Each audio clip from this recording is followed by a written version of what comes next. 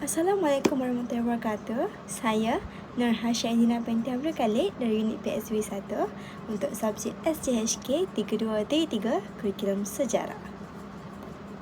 Baiklah, berikut merupakan perkembangan kurikulum sejarah sekolah rendah di Malaysia. Pada awal 1800, sekolah-sekolah Melayu mula ditubuhkan oleh pelbagai pihak termasuk tokoh-tokoh masyarakat dan agama. Fokus pengajaran biasanya terhad kepada agama dan adat. Seterusnya, pada tahun 1880 sehingga 1950, pengenalan sejarah tempatan dalam pengajaran walaupun masih dalam konteks yang terhad telah berleluasa. Bukan itu saja, pada tahun 1957 hingga 1970, Malaysia mula mencapai kemerdekaan. Jadi, terdapat usaha untuk menyesuaikan kurikulum bagi mencerminkan sejarah dan identiti negara yang baru saja merdeka. Bukan itu saja, Lembaga Penasihat Pendidikan Kebangsaan juga telah ditubuhkan. Ia mampu memberi cadangan untuk memperkukuh pengajaran sejarah yang relevan dengan identiti nasional. Kemudian, pada tahun 1970 hingga 1980, kurikulum sejarah diperkenalkan dengan penekanan kepada nilai-nilai kemanusiaan dan juga pemahaman budaya tempatan. Bukan itu saja, pengenalan buku teks sejarah yang lebih komprehensif dan sistematik untuk sekolah rendah mampu menarik minat silibus murid-murid. Tambahan, pada tahun 1983, KBSR telah diperkenalkan, iaitu Kementerian Buku Sekolah Rendah. Ia juga mampu memberikan pendekatan yang bersepadu dalam pengajaran, termasuk sejarah sebagai elemen penting dalam pembelajaran. Bukan itu saja, penekanan pada pendidikan yang menggalakkan kemahiran berfikir dan pemahaman sejarah yang lebih mendalam.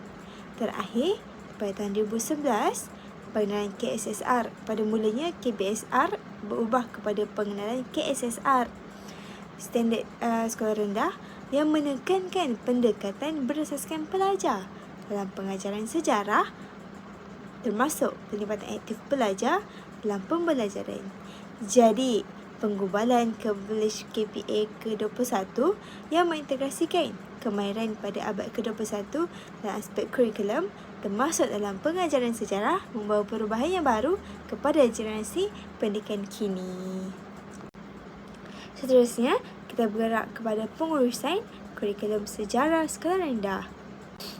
Apa itu kepentingan pengurusan kurikulum sejarah? Pengurusan kurikulum sejarah berfungsi sebagai alat untuk membentuk identiti pelajar dengan memberikan pemahaman yang mendalam tentang warisan budaya dan sejarah negara, sekaligus membina rasa bangga dan tanggungjawab terhadap masyarakat. Kisah ini terjadi di pesisir pantai di Sumatera Barat. Dikisahkan, terdapat sebuah keluarga yang hidup dalam kemiskinan. Untuk mengubah nasib, sang ayah pergi merantau, meninggalkan istri dan anaknya yang bernama Malin Kundang. Kenapa suamiku lama sekali? Selamat pagi, Ibu. Selamat pagi, Malin. Aku hendak memancing dulu ya, Bu. Baiklah, Nak. Hati-hati ya di jalan. Meskipun agak nakal, Malin termasuk anak yang giat.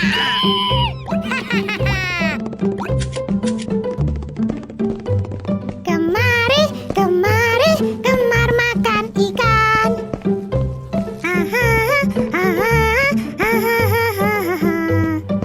Sejak kecil, ia kerap membantu ibunya mencari ikan sebagai makanan sehari-hari. Lihat, Ibu. Aku mendapatkan ikan yang besar hari ini. Wah, hebat. Nanti ibu masakkan tumis ikan kesukaanmu. Seiring berjalannya waktu, Malin kecil tumbuh menjadi seorang pemuda yang gagah.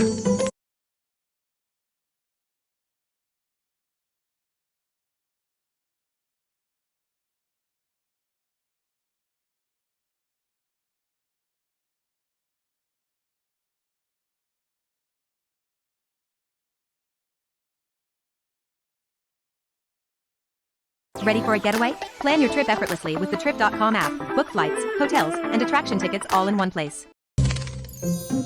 Ia merasa kasihan terhadap ibunya yang terus bekerja membanting tulang sendirian. Ia bertekad untuk merantau demi membantu ibunya. Malin, apakah kamu yakin hendak merantau, Nak? Iya, Bu. Doakan saja aku berhasil supaya bisa membantu ibu. Bersama nahkoda kapal yang baik, Malin pun mulai berlayar untuk merantau. Sang ibu pun akhirnya merelakan kepergian anak semata wayangnya itu. Hei Malin, ayo kita berangkat sekarang. Ibu, Pak Nahkoda telah memanggilku. Aku berangkat dulu, Ibu. Ah, iya Nak.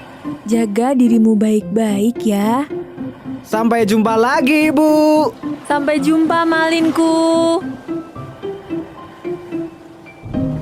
Kapal yang mengangkut Malin pun mulai menjauh, meninggalkan ibu Malin yang kini tinggal sendiri. Sepeninggal Malin pergi merantau, tinggallah sang ibu seorang diri di gubuknya yang reot.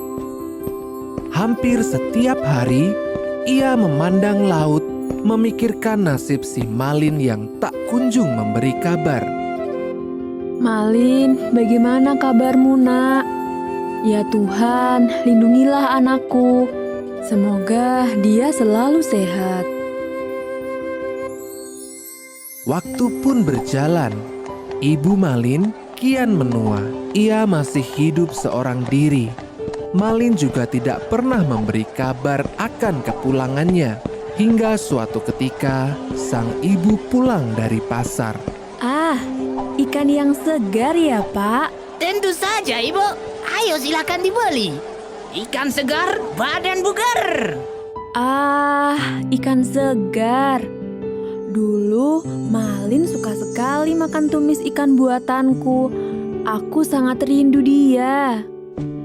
Dalam perjalanannya pulang dari pasar, sang ibu melihat nahkoda yang dulu membawa Malin. Hah? Itu kan Pak Nahkoda. Pak Nahkoda. Oh, ibunya Malin rupanya. Bagaimana kabar anakku, Pak? Sang nahkoda pun menceritakan semuanya tentang Malin kepada ibunya. Malin kini telah berhasil, Bu. Ia kini menjadi seorang saudagar yang kaya. Ia juga telah memiliki seorang istri. Aku dengar ia akan berlabuh ke sini esok hari. Oh, benarkah itu? Malin, oh Malin. Ibunya terlihat sangat bahagia mendengar berita dari nahkoda tersebut.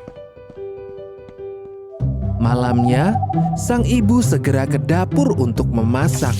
Rasa lelah tidak ia hiraukan demi menyambut kedatangan Malin. Akan kumasakkan tumis ikan kesukaan Malin.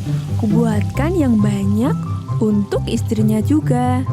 Akhirnya, sang fajar pun menyingsing. Hari di mana Malin akan tiba di kampung halamannya. Sang ibu bergegas berlari menuju pantai. Malin. Ah, untung masih sempat. Sesampainya di tepian pantai, beberapa orang telah berkumpul menyambut kapal Malin.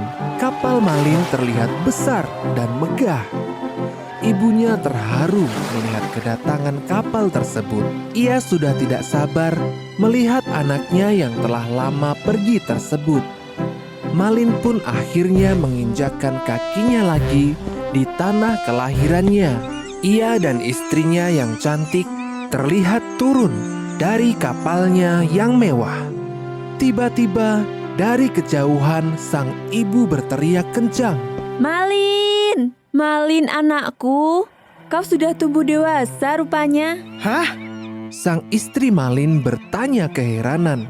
Siapakah wanita renta lusuh itu, suamiku? Ia bukan ibumu kan? Kamu bilang orang tuamu kaya raya? Dia bukan siapa-siapa. Bahkan aku tidak kenal dengannya. Tak disangka, Malin mendorong ibunya itu hingga jatuh tersungkur. Aduh, Aku tak punya ibu sedegil kamu. Tapi Malin, anakku. Sudah, istriku, ayo kita pulang. Rupanya kita telah berlabuh di pulau yang salah. Malin pun pergi, meninggalkan ibunya yang terus berlinang air mata. Sang ibu tidak menyangka anaknya yang dulu dirawatnya berubah menjadi anak yang durhaka. Sang ibu seraya berdoa, memohon kepada Yang Kuasa. Ya Tuhan, apabila dia bukan anakku, aku akan memaafkan perbuatannya. Namun, apabila dia memang benar anakku, aku mohon keadilanmu. Seketika, langit yang begitu cerah berubah menjadi gelap gulita. Sepertinya Tuhan menjawab doa sang ibu. Hujan badai yang dahsyat menghadang kapal Malin Kundang. Kapalnya mulai hancur akibat tersambar petir yang besar. Seluruh awak kapal terlihat panik. Sang istri pun meninggal tertimpa oleh tiang kapal.